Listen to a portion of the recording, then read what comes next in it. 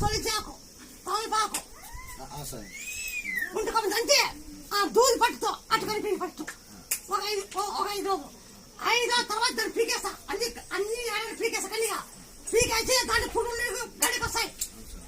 గాయమవుతాయి దాని పురుగులు గడిపోతాయి ఆ దాన్ని కాయన పురుగులు ఎప్పుడు కంటాడు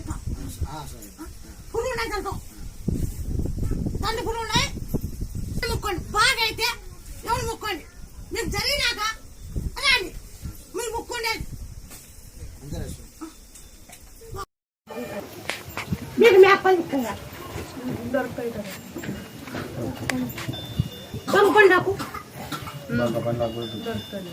ఆ కాలు తింటే బంగపండ కాయలు ఆ ఆకు ఎల్లిపాయి ఉప్పు రాయి బాగా దంచేది దంచి పాలకంతో పోసేది